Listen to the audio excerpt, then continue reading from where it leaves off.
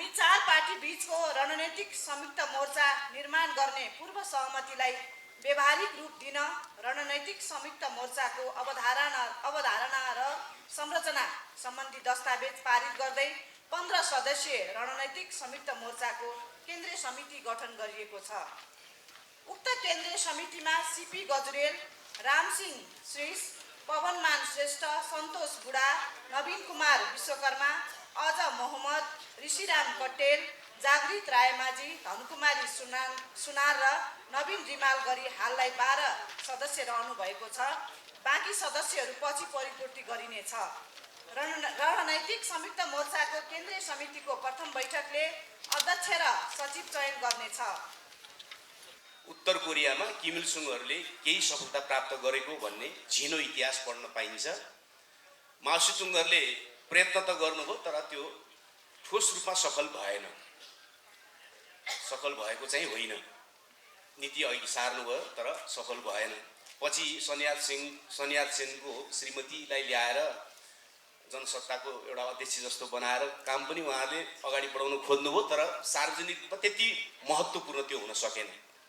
नेपालमा 6 सालपछि अहिलेसम्म हामीले लगातार रणनीतिक संयुक्त मोर्चाको बारेमा धेरै कुराहरू गऱ्यौँ, प्रयत्न गऱ्यौँ तर त्यो पनि सफल भएको थिएन।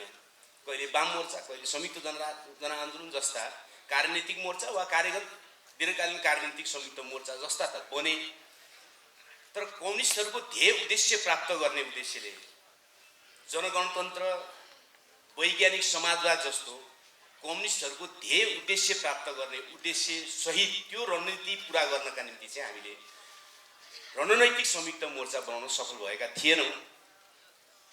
तर अहिले परिस्थितिको वस्तुगत परिस्थितिको दबाव वा त्यस्तो परिस्थिति र कम्युनिस्ट क्रान्तिकारीहरूको सचेत प्रयत्नको कारणले नेपालमा पहिलो पटक रणनैतिक संयुक्त मोर्चा संगठनको रूपमा उपस्थित हुन सफल भएको छ। अहिले बजारमा वा हामी धेरैलाई यो रणनैतिक संयुक्त मोर्चा भन्दाखेरि सामान्यतः पहिला पनि गर्दै आके जस्तै त होला। कार्यनीतिकता गरेकै हो, 4-5 पार्टी 23 पार्टी विभिन्न मिलेर काम गरेकै हो, त्यसमध्येकै एउटा चिज त होला नि भन्ने पनि पर्न गएको छ कतिपयलाई। तर कुरा त्यस्तो छैन। यो सामान्य कार्यगत एकता होइन, यो कार्यनीतिक संयुक्त मोर्चा मात्रै पनि होइन, यो हामीले बनाउने भनेको वैज्ञानिक समाजवादी व्यवस्था, हामीले बनाउने भनेको जनगणतन्त्र युक्त व्यवस्था, त्यो व्यवस्थासम्म सँगै जाने र सँगै जानका निम्ति पार्टी एकतासम्म पनि पुग्नको निम्ति बनाइएको। धेरै मान्छेहरूले भने, केही मान्छेहरूले हामीलाई भने पनि एउटा पार्टी यसमध्ये त फेरि सरकारबाट प्रतिबन्धित छ, कसरी मिल्छ? हामीले पहिलो वक्तव्य दिँदाखेरि मान्छेहरू झस्किएका पनि थिए, यस्तो मिल्छ र? तर हामीले सजिलै भन्यौँ त्यो प्रतिबन्ध सरकारले लगाएको, हामी त्यो प्रतिबन्ध मान्दैनौँ। यही अहिलेको चालु संविधानलाई समेत कुल्चिएर संविधानमा व्यवस्थै नभएको कुनै राजनीतिक पार्टीमाथि प्रतिबन्ध लगाउने कुनै धारा नै नभएको चिजलाई पक्रिएर कसैले प्रतिगमन लगाउँछ भने त्यो स्वयं प्रतिगमन हो। त्यो प्रतिबन्ध लगाउँछ भने त्यो स्वयं प्रतिगमन हो नि। त्यो त प्रतिगमनलाई हामी किन मान्छौँ? र त्यो प्रतिबन्धलाई मान्ने हो भने त फेरि हामी सबैलाई कुनै न कुनै दिन एउटा बिङ्गा लगाएर प्रतिबन्ध लगाउँदै जानेर हामी सबैलाई राजनीतिक स्वतन्त्रता हाम्रो ध्वस्त पार्दै जाने यात्रा हुन्छ। हामी त्यसलाई समर्थन गर्दैनौँ। हामीले भन्यौँ, कतिपय साथीहरूले भन्नुभयो कि अहिले सापेक्षित रूपमा अहिले मूल रूपमा खुला रहेका साथीहरूमाथि फेरि दमन हुने होला नि त। दमन ठिक हो र? न्यायका निम्ति उठेका आवाजमाथि गरिने बेठिक हो दमन हो भने त बेठिकको विरुद्ध त लड्ने पो कुरा हो त। त्यसबाट भाग्ने कुरा हो। त्यो दमन गलत हो भनेपछि गलतका विरुद्ध लड्ने कुरा हो, त्योसँग भाग्ने कुरा होइन।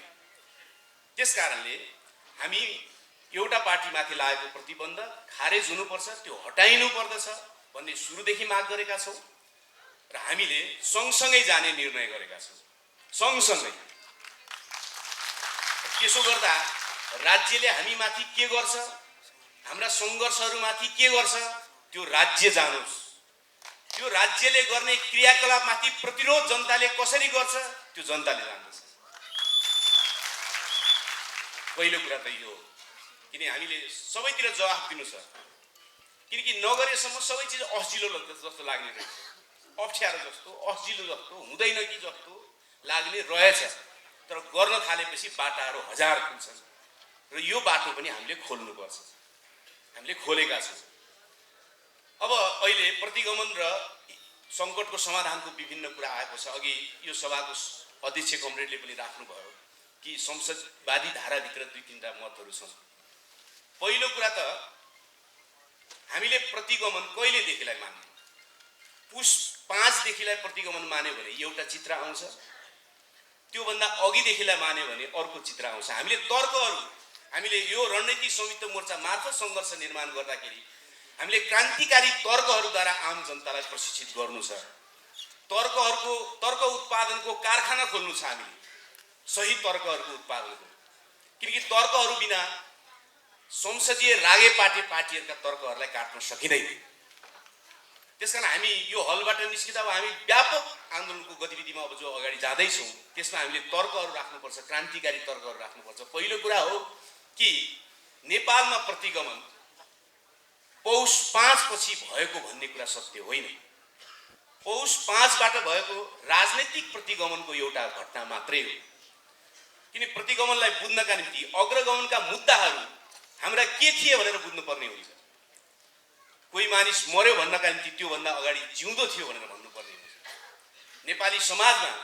नेपाली समाजका सम्पूर्ण राष्ट्रियताका मुद्दाहरू, जनजीविकाका मुद्दाहरू, लोकतन्त्रका मुद्दाहरू, समग्रमा नेपाली जनताका मुक्तिका आकाङ्क्षाहरू कहाँ व्यक्त भएका थिए भन्यो भने हामीले अवधारणा पत्रमा पनि राखेका छौँ कि 6 सालमा बनेको कम्युनिस्ट पार्टीपछि, 1990को हाराहारीमा बनेका लोकतान्त्रिक सङ्गठनहरूपछि नेपाली समाजले आफ्ना आकाङ्क्षाहरू थुपार्दै गए, तिर्साउँदै गए। कहिले त्यो 12 पर्सा रौतहटको 9 देखि 11 सालसम्म चलेको आन्दोलनमा व्यक्त भयो, त्यो दमनमा पर्यो, त्यो अगाडि बढ्न सकेन, त्यसले पूर्णता पाएन, ती आकाङ्क्षाहरू पुरा भएन। झापा विद्रोह हो, त्यो आकाङ्क्षाहरू अहिले देखिहाल्नु भएको छ। केपी ओली जस्ता ठाउँहरूमा थन्किन पुगे, थन्काइए, कुल्चिए तिनीहरूलाई। त्यसपछि जनयुद्ध उठ्यो, त्यसले उठायो मागहरू। 62-63 सालमा नेपाली जनताले आफ्ना मागहरूलाई संश्लेषित गरेर प्रस्तुत गरे। त्यसपछि दलितहरू, महिलाहरू, जनजातिहरू, मुस्लिमहरू, मधेसीहरू, अल्पसङ्ख्यकहरू, तमाम उत्पीडित वर्ग र समुदायका मुद्दाहरू समेत पहिलो संविधान सभासम्म आइपुग्दा देशको राष्ट्रिय राजनीतिको केन्द्रीय मुद्दाहरू बन्न पुगे। पहिलो संविधान सभामा तपाईँको लडाइँ हेर्नुभयो भने त्यहाँ सबै मुद्दाहरू कुनै न कुनै ढङ्गले राष्ट्रिय स्तरमा स्थापित छन् र त्यहाँ लडाइँ भएको छ, सङ्घर्ष भएको छ। हामी सबैलाई थाहा छ त्यति बेलाको माओवादी पार्टीको नेतृत्वको एउटा मण्डली, अहिले जो प्रचण्ड, नारायण काजी लगायतकाहरूको टोली छ, उनीहरूले आत्मसमर्पणको बाटो पहिलो संविधान सभापछि नलिएको भए 2007 सालदेखि थुप्रिँदै आएका नेपाली जनताका सरोकारहरू त्यो लडाइँको रणभूमि त्यहाँ बन्थ्यो, बन्न सम्भव थियो, बनेको पनि थियो। तर त्यो नेतृत्वको एउटा डफा पतनको दिशामा गयो, पलायनको दिशामा गयो, दलाल पुँजीवादमा आफैलाई रूपान्तरण गर्ने दिशामा गयो, जसको कारणले प्रतिगमन सुरु भयो। नेपालको जनजातिहरूमाथि दोस्रो संविधान सभाले संविधान बन्ने बेलासम्म पुग्दा नेपालका जनजातिहरूका मुद्दाहरूमाथि बलात्कार भए। सबभन्दा बढी ठगिएको को हो यो संविधानमा, यो व्यवस्थामा भन्यो भने मजदुरहरू, किसानहरू र जनजातिहरू सबभन्दा बढी ठगिए। संविधानमा एक शब्द जनजातिहरूका निम्ति लेखिएन, न आत्मनिर्णयको अधिकारका कुरा लेखिए, न स्वायत्तताका कुरा लेखिए, केही पनि लेखिएन। उनीहरूले जेका निम्ति संघीयता चाहेका थिए, उनको पहिचानको रक्षाका निम्ति र उनीहरूमाथि एकात्मक र केन्द्रीकृत शासनले 100औं वर्षदेखि लुटेर उनीहरूलाई वर्गीय रूपमा समेत छिन्न भिन्न बनाएको अवस्थाको क्षतिपूर्तिका निम्ति उनीहरूले जो स्वायत्तता र संघीयता चाहेका थिए त्यो चिज ध्वस्त गरियो, त्यसमाथि बलात्कार गरियो। मजदुरहरूको कुरा गर्ने हो भने हडताल गर्ने अधिकार समेत यो व्यवस्थाले खोज्दै लग्यो। भूमि सुधारको मुद्दा नै खाइदियो। अब त सुकुम्बासीहरूलाई 4 आना जग्गा बाँड्ने कुरा भयो भूमि सुधारको कुरा गर्दा। त्यो के त्यो प्रतिगमन थिएन? के थियो त्यो? जनयुद्ध, जनआन्दोलन, मधेस आन्दोलन, सबै उत्पीडित समुदायका मुद्दाहरू जो केन्द्रीकृत हुनु पुगेका थिए पहिलो संविधान सभासम्म, त्यहाँसम्म थियो अग्रगामी सपनाहरू। त्यो अग्रगामी सपनाहरूमाथि प्रतिगमन कहाँबाट सुरु भयो? संविधान बन्ने प्रक्रियाबाट सुरु भयो, दोस्रो संविधान सभाबाट सुरु भयो। दलितहरूका सम्पूर्ण अधिकारहरू उनीहरूमाथि कानुन बनाइ भनेको छ, कतै के भनेको छ, सम्पूर्ण कुरा हरण गरिए, त्यो प्रतिगमन थियो। भूमि सुधारको मुद्दा गायब पारिनु, त्यो प्रतिगमन थियो। मजदुरहरूका हडताल गर्ने अधिकार समेत खोसिनु, त्यो प्रतिगमन थियो। मुस्लिमहरूको कुनै कुरा नलेखिनु, त्यो प्रतिगमन थियो। समानुपातिकबाट चुनिएर आएका मान्छेहरू करोडौं खर्च गरेर प्रत्यक्ष निर्वाचितहरूबाट आएकाहरूको टाङमुनि बस्नुपर्ने अवस्थाको सृजना, त्यो प्रतिगमन थियो। प्रतिगमन त यसरी हुँदै आएको हो नि।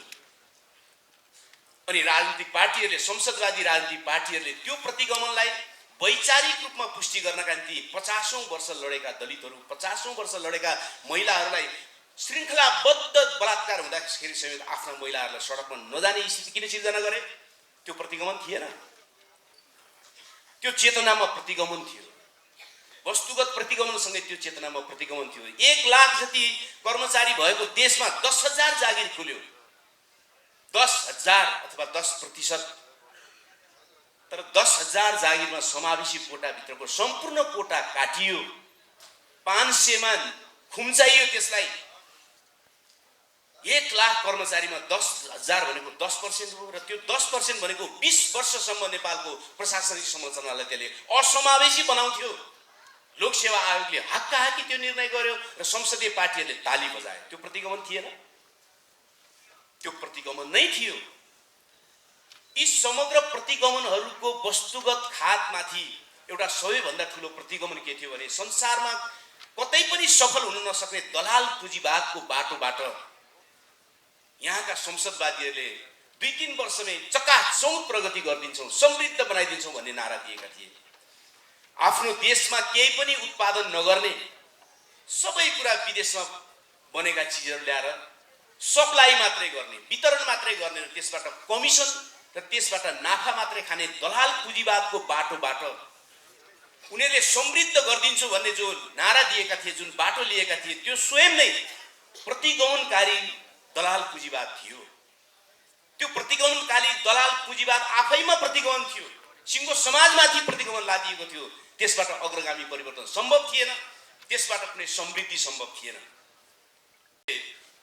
प्रचण्ड र माधव नेपाल पक्षका केही बौद्धिकहरूसँग ठट्टामट्टामा कुरा गरेको थिएँ कि संसदीय व्यवस्थामा 5 वर्षको निम्ति चुनिएको मान्छेलाई खुरुखुरु चलाउनु दिए भइहाल्यो नि, तिमीहरूले किन ठट्टा गरिराख्या त्यहाँभित्र?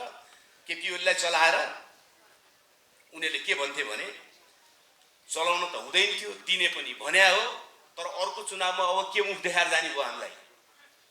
यो त सिद्धिने भयो, तर हामीलाई पनि अर्को चुनावमा के भनेर जाने जनतामा? अब पहिला त खुब समृद्ध गरिदिन्छौँ, 2/3 देऊ भनेर गइयो, अब 2/3 जति आयो, अब केही पनि गर्न नसकेपछि अब अर्को चुनावमा के भन्न जाने? त्यसकारणले सङ्कट भयो हामीलाई भन्थे उनीहरू। कुरा त्यहीँनिर थियो, किनकि उनीहरूले दलाल पुँजीवादको बाटो गएर उनीहरूले समृद्धि गर्ने भनेर जो भनेका थिए, दलाल पुँजीवादको बाटो नै स्वयं नेपाली समाजको निम्ति प्रतिगमनकारी राजनीतिक कुरा हो, राजनीतिक व्यवस्था हो। यो व्यवस्था अन्तर्गत उनीहरू जान सम्भव नै थिएन। सम्भव नभइसकेपछि उनीहरू असफल हुन अनिवार्य थियो। त्यो अनिवार्य भइसकेपछि स्वाभाविक रूपमा राजनीतिक सङ्कट उत्पन्न हुनु अनिवार्य थियो। कसरी रोक्न सकिन्थ्यो? कोभिडको हल्लाको बीचमा समेत विदेश जानेको लर्को लाग्न थालिसकेपछि 1 लाख कर्मचारीमा 10,000 असमावेशी भर्ती गरेको कुरा फिर्ता हुन्छ? समानुपातिकबाट आउनेहरूलाई करोडौं खर्च गरेर आएका प्रत्यक्ष निर्वाचितहरूले आफ्नो टाङ मुनि राख्ने व्यवस्थाको अन्त्य हुन्छ? हुन्छ कि हुँदैन? केही पनि हुँदैन, केही पनि हुँदैन। यिनै रागे पार्टी अनुहारका कहिले सत्तामा पुगौँला र आफ्ना नातागोता र आफ्नो चुनाव लड्ने खर्च जुहो गरौँला भनेर आइरहेका मानिसहरू एक भुल फेरि आउँछन्। आफूलाई अप्ठ्यारो नपरुन्जेलसम्म राष्ट्रवादका ठुला ठुला रामकृष्णका हल्ला गर्छन् र आफ्नो गुटलाई र आफ्नो सत्तालाई सङ्कट परेपछि आफ्नै बैठकमा भारतीय गुप्तचर संस्थाका अध्यक्षलाई बोलाउँछन्। यिनै त आउँछन्, यिनै प्रवृत्ति आउँछ। यी समस्याहरू सबै नै जीवित रहनेवाला छन्। तब हुन्छ कसरी सङ्कटको समाधान? कुनै पनि हालतमा, कुनै पनि देशमा, आजसम्मको इतिहासमा कुनै पनि राजनीतिक प्रतिगमन त्यही यथास्थितिवादी व्यवस्थालाई पुनरुत्पादन गरेर त्यही दोहोऱ्याइरहेर कहिल्यै पनि समाधान भएको छैन। म्यानमारमा हेर्नुहोस्, अहिले जहिले पनि सैनिकहरूको एक प्रकारको हस्तक्षेप निरन्तर झेल्दै आइरहेको छ। त्यो समाजले त्यहाँको लोकतान्त्रिक आन्दोलनले जहिले पनि सैन्य निरङ्कुशतासँग, सैन्य फाँसीवादसँग सुलह सम्झौताको निरन्तर प्रक्रिया दोहोऱ्याइ नै रह्यो र त्यसको दुःख लगातार बर्मेली समाजले भोगि नै रह्यो। त्यसकारणले प्रतिगमनको अन्त्य यही व्यवस्थाको पुनरुत्पादनद्वारा सम्भव छैन। यही व्यवस्थाको पेच किला खसेर सम्भव छैन। म तपाईलाई एउटा मात्रै दुईटा प्रसङ्ग मात्रै संस्मरण गराउन चाहन्छु। 62-63 भन्दा अगाडि, आन्दोलनभन्दा अगाडि 7 वाम पार्टीहरू त्यति बेलाको रक्तपारको रातो घर अगाडि 7 महिनासम्म लगातार संसदको पुनर्स्थापना भन्दै कराइ नै रहे। त्यसमध्ये केही मान्छेहरू दाम चढाउन गइ नै रहे, निवेदन हाल्न गइ नै रहे, तर आम जनता सडकमा आएन, परिवर्तनको गुन्जाइस भएन। तर जब माओवादी सहित 12 बुँदे समझदारीपछि गणतन्त्र र समावेशी युगको नयाँ सपना जब नेपाली समाजले देख्यो, त्यसपछि आन्दोलन भएको र राजतन्त्रको अन्त्य भएको। अर्को सानो उदाहरण म तपाईलाई सुनाउन चाहन्छु। 38 सालमा जनमत सङ्ग्रह हुनुभन्दा पहिले त्यति बेलाका पञ्चहरूले पनि के बुझेका थिए भने जस्ताको तस्तै पहिलाकै पञ्चायत र बहुदल लडाइयो भने त स्वत हामी हार्छौँ भन्ने उनीहरूलाई थाहा थियो। उनीहरूले के नारा दिए भने सुधारिएको पञ्चायत र बहुदलको बिचमा जनमत सङ्ग्रह गराए। मैले यो किन भनिरहेको छु भने आज संसदवादीहरूले जो संसदको पुनर्स्थापना गर्ने बित्तिकै यो प्रतिगमन र सङ्कटको हल हुन्छ भनिरहेका छन्, उनीहरूले पञ्चहरूसम्म त सँग त सिकुन् कि कम्तीमा यो संसदीय दलाल पुँजीवादी व्यवस्थामा 2-4वटा सुधार त हामी गर्छौँ अनि परिवर्तन सम्भव हुन्छ त भनुन्। उनीहरूले त्यो पनि उनीहरू भन्न सकिरहेका छैनन्। कसरी हुन्छ परिवर्तन? हुँदैन। त्यसकारणले हामीले भन्यौँ कि अब बेला आएको छ, क्रान्तिकारीहरूले पहल कदमी लिन सक्नुपर्दछ। मैले यो सरकारी तथ्याङ्कलाई भनेको झन्डै 23% भन्दा बढ्ता नेपाली जनता अहिले गरिबीको रेखा मुनि छ र झन्डै 54-55% नेपाली जनता आज बहुआयामिक गरिबीको रेखा मुनि छ। उनीहरूको घाँस-बास, कपास, स्वास्थ्य, शिक्षा, रोजगारी कुनै कुराको सुनिश्चितता छैन। उनीहरूमाथि, उनीहरूको श्रममाथि, उनीहरूको सम्पत्तिमाथि ब्रह्मलुट मचाइएको छ। लाखौं लाख नेपाली युवा युवतीहरू विदेशमा श्रम बेच्न बाध्य छन्। तपाईँ हामी देख्छौँ दिनमा झन्डै 2000 जति लाइन लागेर विदेश जान्छन्। 15, 20, 30 वटा जति बाकस हरेक दिन हवाईजहाजले बोकेर ल्याउँछ। आज नेपाली जनताको चाहिँ यो दिनचर्या बनिएको छ। यसको लागि अरू कोही जवाफदेही छैन। यसको लागि वर्तमान राज्य सत्ता र यसका भरौटेहरू जवाफदेही छन्। त्यसको लागि जनताले अब यो सत्तालाई विस्थापित नगरेसम्म अर्को कुनै उपायद्वारा पनि नेपाली जनताको मुक्तिको बाटो पहिलिँदैन। आज यी साथीहरूले भनिसक्नुभयो, एक थरीहरू संसद पुनर्स्थापना भए अहिले स्वर्ग हुन्छ अरे। हिजो तपाईँले देख्नु भएको थिएन? संविधान सभाबाट संविधान बनाम दोस्रो संविधान सभामा जब रेग्मी सरकार आए ल्याइए, हामीले त्यही बेला भन्यौँ अब यस्तोले बनाउने, नेतृत्वले बनाउने संविधान सभाले र त्यसले बनाउने संविधानले नेपाली जनताको हितको रक्षा गर्दैन। खुब हल्ला गरियो।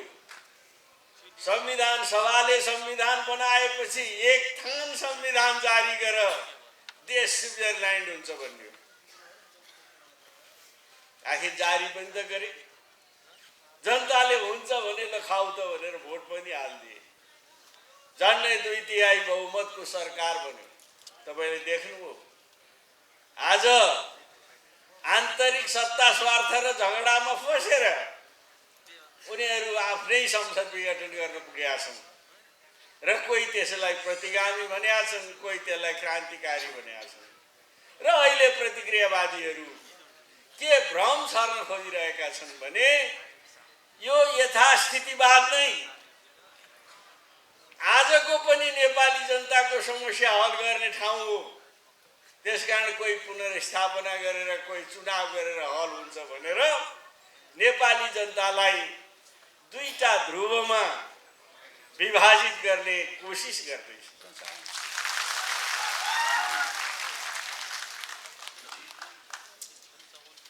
आजको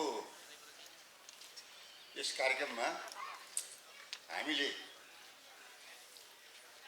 संयुक्त मोर्चाको अवधारणा र संरचनाका बारेमा हाम्रो सोच मान्यता सार्वजनिक गरिसकेका छौँ र हामीले संयुक्त मोर्चाको समितिको नामावली पनि सार्वजनिक गरिसकेका छौँ र म सबभन्दा पहिले रणनीतिक संयुक्त मोर्चाको यो समितिले आफ्ना कामहरू अगाडि बढाउनको निम्ति शानदार सफलता हासिल गर्नेछ भन्ने हार्दिक शुभकामना र हार्दिक बधाई दिन चाहन्छु। आदरणीय मित्रहरू, हामीले रणनीतिक संयुक्त मोर्चा बनाएका छौँ र आज निकै खुसी पनि लागेको छ यसो घोषणा गर्न पाउँदा र यस्तो संयुक्त मोर्चा बनाउन हामीले धेरै परिश्रम गरेका छौँ। यहाँहरूलाई थाहा छ, हाम्रा सबै भनौँ कम्युनिस्ट घटक, विभिन्न पक्षका नेता कार्यकर्ताहरू, हाम्रा शुभचिन्तकहरू सबैले अब फेरि क्रान्तिकारी कम्युनिस्टहरू एक ठाउँमा हुनुपर्छ भनेर लामो समयदेखि आवाज उठाउँदै आउनुभएको थियो र त्यो आवाजलाई हामीले साकार रूप हामीले दिन सफल भएका छौँ। यस अर्थमा हामीलाई धेरै खुसी लागेको छ। हुन त हाम्रो अनुभव यस खालको संयुक्त मोर्चा बनाउनेमा अलिक कमै छ। पूर्वोक्त साथीहरूले पनि राख्नुभयो, जटिलता छन्, तर जटिलताका बीचबाट पनि क्रान्तिको ऐतिहासिक आवश्यकतामाथि विशेष ध्यान दिँदै हामीले यो संयुक्त मोर्चालाई यसको उद्देश्य प्राप्ति गर्ने दिशामा सफल तुल्याएरै छान्नेछौँ भन्ने म पनि यहाँ जोरदार प्रतिबद्धता जाहेर गर्न चाहन्छु। आदरणीय मित्रहरू, कमरेडहरू, यस संयुक्त मोर्चाका उद्देश्यहरू विभिन्न प्रकारका उद्देश्यहरू छन्। ती उद्देश्यहरूमध्ये सबैभन्दा पहिलो उद्देश्य हाम्रो वर्तमान प्रतिक्रियावादी राजसत्ताको अन्त, वर्तमान संसदीय व्यवस्थाको अन्त गरेर नेपालमा जनगणतन्त्र र वैज्ञानिक समाजवादको स्थापना गर्ने महान कार्यभार पुरा गर्नु यसको सबैभन्दा प्राथमिक महत्त्वको यसको उद्देश्य हुन्छ। दोस्रो उद्देश्य यसको के हो भने यो संयुक्त मोर्चा हुँदै हो, तर संयुक्त मोर्चा मात्रै होइन, यसले छितरिरहेका क्रान्तिकारी कम्युनिस्टहरूलाई गोलबन्द गर्न जरुरी छ भनेर भन्नुहोस्। सच्चा क्रान्तिकारी कम्युनिस्टहरूलाई गोलबन्द गर्नको निम्ति हामी अब दृढतापूर्वक हामी अगाडि बढ्छौँ। त्यसकारणले यसको उद्देश्य पार्टी एकतासम्म जान्छ भन्ने भन्नुहोस्। त्यसकारणले पार्टी एकता यसको अर्को उद्देश्य हो भन्नु भन्नुहोस्। अनि यसको उद्देश्य राष्ट्रियता राष्ट्रिय स्वाधीनताको रक्षा, जनताका जनतान्त्रिक हक अधिकारको प्राप्ति र जनजीविकाका समस्याहरूको समाधान गर्नुको निम्ति लगातार तात्कालिक दृष्टिकोणले पनि र दीर्घकालीन दृष्टिकोणले पनि निरन्तर सङ्घर्ष गर्दै जबसम्म नयाँ राज्य सत्ता प्राप्त हुँदैन त्यो बेलासम्म सङ्घर्षलाई निरन्तर ढङ्गले अगाडि बढाउनु पनि यसको एउटा महत्त्वपूर्ण उद्देश्य हो। तपाईँहरू, हामी यस प्रकारको उद्देश्य प्राप्तिको निम्ति हामी प्रतिबद्ध छौँ। 4 पार्टी प्रतिबद्ध छौँ। 4 पार्टी मात्र होइन, यसमा हामीले फेरि अन्य साथीहरूलाई पनि, अन्य घटकहरूलाई पनि सामेल गर्दै यसलाई एउटा हामीले बृहत आकारमा शक्तिको पनि हिसाबले, सङ्गठनको पनि हिसाबले, समितिको पनि हिसाबले यसलाई हामीले पूर्णता दिँदै हामी जान्छौँ। र अब खुसी के पनि लागेको छ भन्नुहुन्छ भने हामीले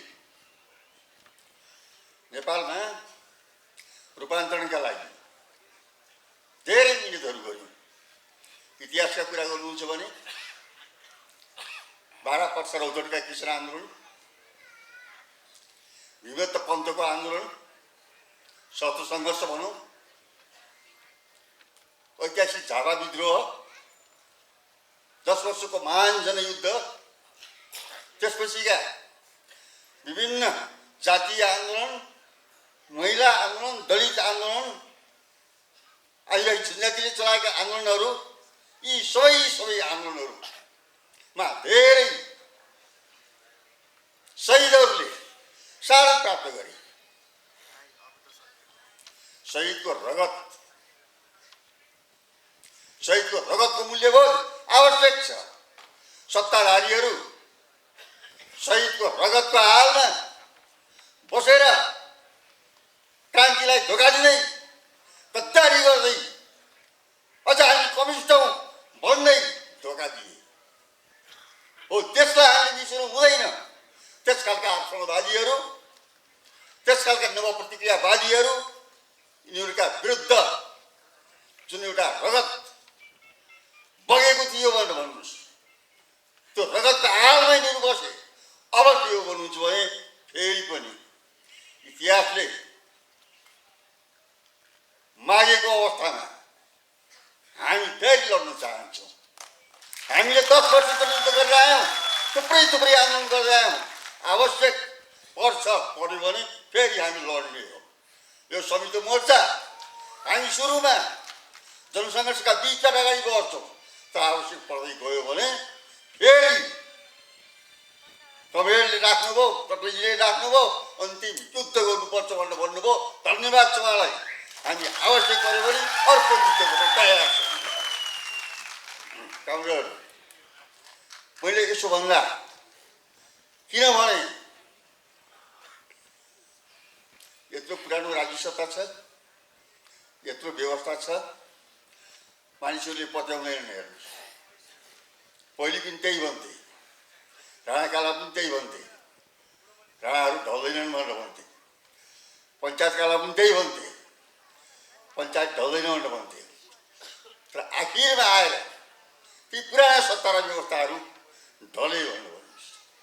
अहिले जुन संसद छ, जुन प्रतिक्रियात्मक राज्य सत्ता छ, त्यसको पनि तिथि मिति आयु पुगिसक्यो। अब त्यसको आयु लामो छैन। प्रधानमन्त्री केपी ओलीजीले प्रतिनिधि सभा विघटन गरे।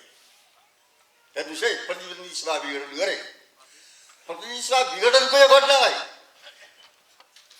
हामीले कसरी समीक्षा गर्ने हो, कसरी मूल्याङ्कन गर्ने हो भन्दाखेरि लाग्छ के भने तपाईँहरू गम्भीरतापूर्वक सोध्नुहोस्।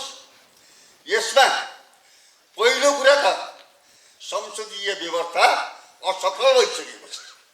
यो ओलीको यो प्रतिनिधि सभा विघटन मात्रै होइन, टोटल पुरै एउटा संसदीय व्यवस्था नै असफलताको द्योतकको यो परिवर्तन, असफल भइसक्यो संसदीय व्यवस्था। अब संसदीय व्यवस्थालाई काम गर्न सक्दैन भन्नुहोस् भन्ने समाजवाद,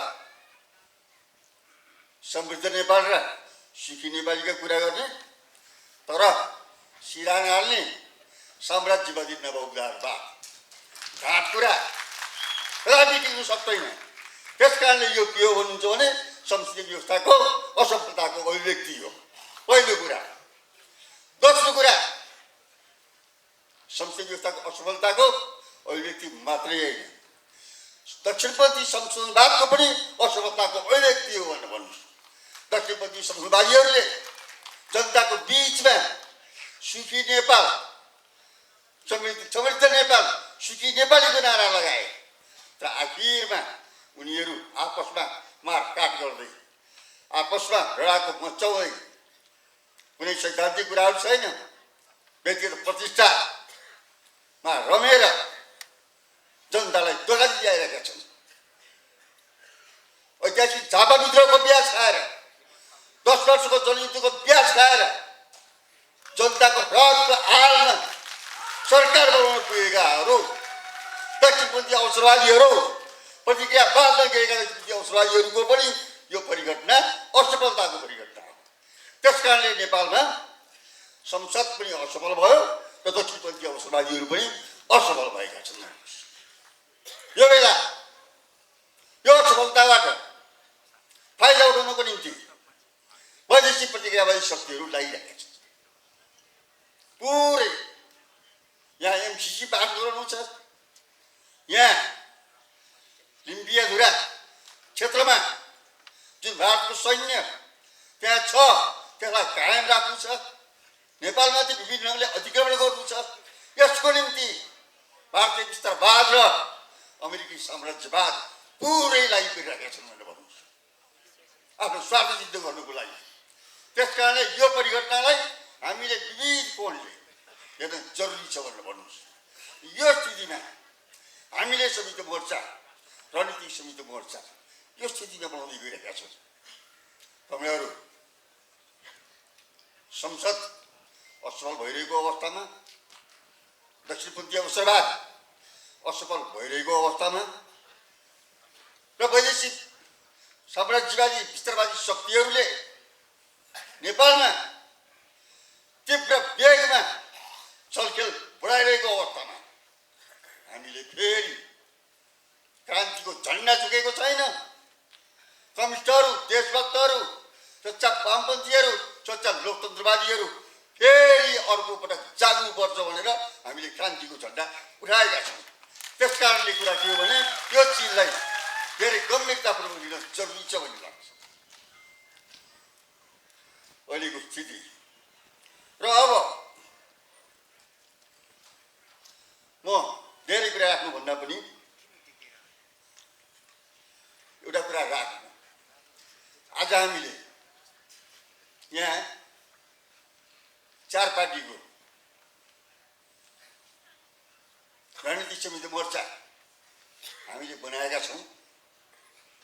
कमरेडहरू हामी 3 पार्टीका नेताहरूको मञ्चमा छौँ तर कमरेड विप्लव सहित हामी छैनौँ। त्यस कारणले म यहाँ के भन्न चाहन्छु भने कि कमरेड विप्लवले नेतृत्व गर्नुभएको नेकपामाथि सरकारले जुन प्रतिबन्ध लगाएको छ त्यो प्रतिबन्ध तुरन्त हटाइदियो। पहिलो कुरा के भन्न चाहन्छु। कमरेडहरू, दोस्रो कुरा,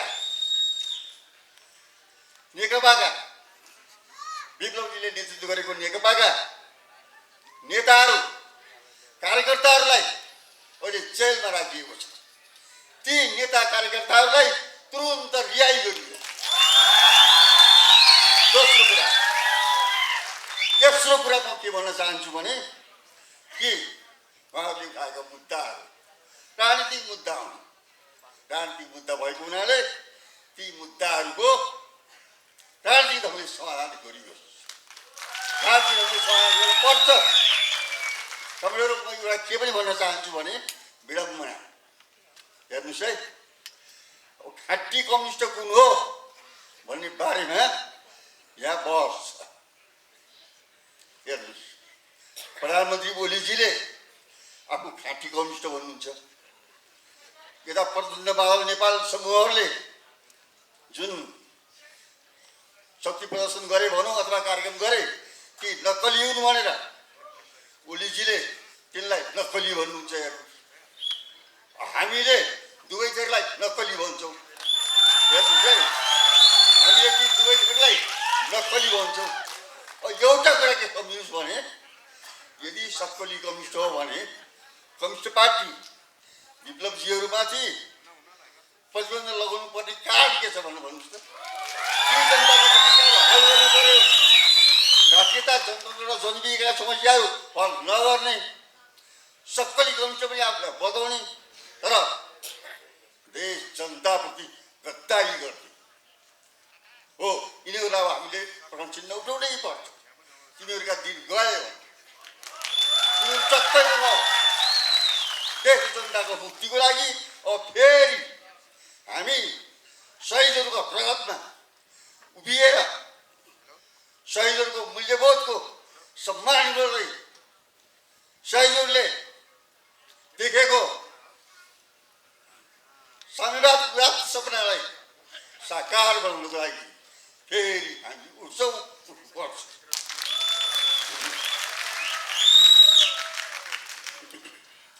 त्यस कारणले अब यो के हो भन्नुहुन्छ भने यो जुन एउटा संयुक्त मोर्चा रणनीति संयुक्त मोर्चा बनाइएको छ, यसले अलिक नयाँ ढङ्गले गम्भीरतापूर्वक राष्ट्रिय जनजीविकाका तात्कालिक समस्याहरूलाई लिएर प्रत्यक्षकालीन रूपमा राज्य सत्ता प्राप्तिको दिशामा अहिलेको पुरानो राज्य सत्तालाई ध्वस्त पारेर, पुरानो संसदीय व्यवस्थालाई ध्वस्त पारेर जनगणतन्त्र र वैज्ञानिक समाजवादको स्थापनाका लागि सशक्त रूपमा सङ्घर्षका कार्यक्रमहरू अगाडि बढाउन जरुरी छ।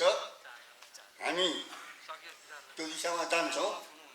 केही कार्यक्रमहरू घोषणा भइसकेका छन् र अब फेरि हामीले के हो भने अब केही कार्यक्रमहरू अब तुरुन्तै यी कार्यक्रम सकेपछि हामीले तुरुन्तै फेरि अब अरू कार्यक्रमहरू दिन्छौँ। म धेरै लामो राख्दिनँ र अन्तमा म के भन्न चाहन्छु भने कि यो उद्देश्य प्राप्ति गर्ने दिशामा सच्चा क्रान्तिकारी कम्युनिस्टहरू, देशभक्त व्यक्तित्वहरू, सबै वामपन्थी व्यक्तित्वहरू, सच्चा लोकतन्त्रवादीहरू, अवसरवादीहरूको भ्रममा परेका क्रान्तिकारी कम्युनिस्टहरू सबलाई एकै ठाउँमा गोलबन्द हुन र यो पुरानो सत्तालाई पल्टाएर जनताको राज्य सत्ता स्थापना गर्नुको लागि दृढतापूर्वक अगाडि बढ्न म उहाँहरूलाई विशेष अनुरोध गर्छु, आह्वान गर्छु। यसको साथसाथै आदरणीय जनसमुदायसँग फेरि पनि हामीले प्रतिबद्धता गर्दै फेरि पनि एउटा नयाँ ढङ्गले अगाडि बढ्ने कबुल गर्दै उहाँहरूलाई पनि यो आन्दोलनलाई हर तरहले सघाउनको निम्ति विनम्र अनुरोध गर्छु। अन्तर्राष्ट्रिय शक्ति केन्द्रहरू जो चाहिँ नेपालको यो स्थितिबाट फाइदा उठाउनको निम्ति चाहिँ उनीहरूले तयारी गर्ने क्रममा उनीहरूले आफ्नो जुन भूमिका खेले त्यो पनि एउटा सङ्कटको कारण बन्न पुगेको छ। त्यसकारण अहिले देश एउटा ठुलो सङ्कटबाट गुज्रिरहेको छ। हामी अहिले साधारण अवस्थामा छैनौँ, असाधारण अवस्थाबाट यो देश गुज्रिरहेको छ र अहिले खास गरेर यो सत्ताधारी नेकपाका बिचमा भएको चाहिँ जुन यस कारणबाट पैदा भएको जुन सङ्कट थियो त्यसले चाहिँ खास गरेर यो पौष 5 गते प्रधानमन्त्रीको सिफारिसमा राष्ट्रपतिले यो संसदलाई विघटन गराइदिएपछि त्यो एउटा उत्कर्षमा पुगेको छ। अहिले नेपालको राजनीतिमा विविध विचारहरू प्रकट भएका छन्। त्यसमध्ये खास गरी यो संविधानलाई, यो व्यवस्थालाई मान्नेहरूका बीचमा 3टा धाराहरू देखा परेका छन्। एउटा धारा यो संसदको विघटन गरेको धारा, दोस्रो संसदको विघटन गरेर नयाँ निर्वाचन गर्ने भन्ने एउटा प्रधानमन्त्रीको सिफारिसलाई मान्ने एक पक्ष छ भने अर्को पक्ष यो विघटित संसदको पुनर्स्थापना हुनुपर्छ भन्ने पक्ष छ भने तेस्रो पक्ष चाहिँ हेरौँ अब सर्वोच्च अदालतले जे फैसला गर्छ त्यसैलाई शिरोधार्य गर्ने भन्ने एउटा धारा छ। अब यो 3टा विचारहरू जो आइरहेका छन् के यो 3टा विचार मध्ये कसैले अहिलेको यो सङ्कटको समाधान गर्न सक्छ? हामी भन्छौँ यो सङ्कटको समाधान यी 3 मध्ये कसैले पनि गर्न सक्दैन। यो सङ्कटको समाधान अर्को पक्षले गर्नुपर्छ। त्यो भनेको के हो भने यो 3नै पक्षले आखिरमा गएर सर्वोच्च अदालतले फैसला गर्यो भने यो 3टै पक्ष एकै ठाउँमा आउँछ अनि समस्याको समाधान कहाँबाट हुन्छ? अब संसदको पुनर्स्थापना हुनुपर्छ। त्यही संसद पुनर्स्थापित गर्ने पक्षले आफूलाई क्रान्तिकारी भनेर प्रस्तुत गरेको छ। तर भोलि गएर मानिलिउँ त्यो संसदको पुनर्स्थापना भयो भने त्यो कुन चाहिँ संसद हुन्छ? त्यही पुस 4 गतेसम्मको संसद नै रहन्छ के? त्यसले चाहिँ नेपालको समस्या समाधान गरेको थियो? नेपालको राष्ट्रिय स्वाधीनताको समस्या हल भएको थियो? नेपाली जनताका समस्या हल भएका थिएन। अनि नयाँ निर्वाचन जो हुनेवाला पनि छैन त्यसले समस्याको समाधान गर्न सक्दैन। त्यसकारण हामी के भन्छौँ भने समस्या समाधान गर्नुको निम्ति चाहिँ एउटा क्रान्तिकारी धारा त्यो पनि अगाडि बढिरहेको छ। तर त्यो चाहिँ त्यसको भूमिका अलि तुलनात्मक रूपले कमजोर जस्तो देखिएको छ। यहाँ 2 थरीहरू नेकपाका 2 पक्षहरू आपसमा चाहिँ यहाँ प्रदर्शन गरिरहेका छन्। नाम चाहिँ राम्रै जुराउनु भएको छ उहाँहरूले, मिडियाले राम्रै नाम राखिदिनु भएको छ। उहाँहरूले त्यसलाई आन्दोलन भन्नुभएको छैन। आन्दोलन होइन त्यो के भएछ भने शक्ति प्रदर्शन भइरहेको छ। र त्यो के को लागि भने यहाँ निर्वाचन आयोगलाई प्रभावित गर्न, त्यहाँबाट सर्वोच्च अदालतलाई प्रभावित गर्न र आम जनतामा एउटा भ्रम पैदा गर्नको निम्ति त्यो भइरहेको छ। त्यसले गर्दाखेरि अब वास्तविक नेपालमा रूपान्तरण गर्ने या नेपाललाई नयाँ निकास दिने, अग्रगामी परिवर्तन गर्ने धार स्थापित गर्नु जरुरी भइसकेको छ। हामीले योभन्दा अगाडि पनि आफ्ना ढङ्गले कार्यक्रम सञ्चालन गर्दै आयौँ, त्यो यहाँलाई थाहै छ। तर त्यतिले पुगेन। अब सङ्गठित रूपमा क्रान्तिकारी कम्युनिस्टहरू अब अगाडि बढ्नु पर्यो भन्ने चाहिँ नेपालमा ठुलो सङ्ख्यामा रहेका वामपन्थी समर्थकहरू, कम्युनिस्ट समर्थकहरूले त्यो आवाज उठाइरहनु भएको थियो र हामीले पनि त्यसलाई मनन गरिराखेकै थियौँ। र अहिले आएर 4वटा कम्युनिस्ट पार्टीहरू, नेपाल कम्युनिस्ट पार्टी क्रान्तिकारी माओवादी, नेपाल कम्युनिस्ट पार्टी र अर्को नेपाल कम्युनिस्ट पार्टी र वैज्ञानिक समाजवादी पार्टी मिलेर हामी 4वटा पार्टीहरू मिलेर एउटा रणनैतिक संयुक्त मोर्चा हामीले तयार गरेका छौँ र त्यसको घोषणा आज हुँदैछ। त्यसको हामी के भन्छौँ भने त्यसको ऐतिहासिक आवश्यकता पर्यो नेपालमा। किनभने त्यस्तो प्रकारको मोर्चा नभइकन नेपालको अहिलेको राजनीतिक सङ्कट हल गर्ने कुनै शक्ति देखै पर्यो। मैले अघि नै भनिहालेँ, जसले चाहिँ अहिले हामी शक्ति प्रदर्शन गर्छौँ भनिरहेका छन् तिनीहरूसँग वास्तवमा त्यसको समाधान छैन। त्यसले समाधान गर्दैन। सङ्कट समाधान गर्नको निम्ति क्रान्तिकारी कम्युनिस्टहरूको एकता ऐतिहासिक आवश्यकता बन्न गएको थियो र त्यो एकतालाई हामीले पुरा गर्यौँ। त्यसकारण म समग्र यहाँ उपस्थित हुनुभएका कमरेडहरू साथीहरूलाई के भन्छु भने यो एकतालाई हामी सबैले अभिवादन गरौँ।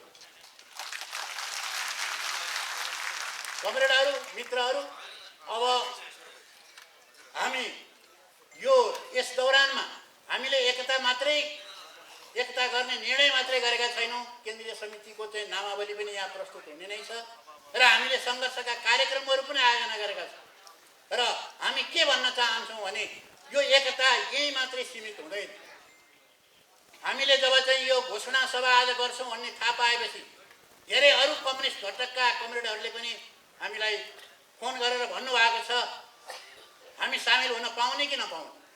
अब अरू कम्युनिस्ट घटकहरूले यो मोर्चामा सामेल हुने कि नहुने हाम्रो स्पष्ट नीति छ। यहाँ 4 घटक या 4वटा पार्टी मात्रै होइन, यहाँ कम्युनिस्ट घटकहरू मात्रै पनि होइन, सारा देशभक्तहरू जो अग्रगामी परिवर्तन चाहने शक्तिहरू सबै एकताबद्ध हुनुपर्छ र गणतन्त्रवादीहरू पनि सबै एकताबद्ध हुनुपर्छ र अब नेपालमा साँच्चै एउटा क्रान्तिको माहौल अब खडा गर्नुपर्छ हामीले। यो यसको सुरुवात मात्रै हो। यसको सुरुवात आजबाट भएको छ।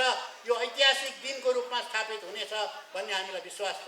अब हामीले पहल गर्छौँ र यहाँका सारा कम्युनिस्ट घटकहरू, सारा वामपन्थीहरू, देशभक्तहरू, सत्ता गणतन्त्रवादीहरू र सबै मिलेर र अब नागरिक समाजहरू, अहिले हामीले के देखिराखेका छौँ भने नागरिक समाज पनि यो मामलामा उहाँहरू अगाडि देखिनु भएको छ।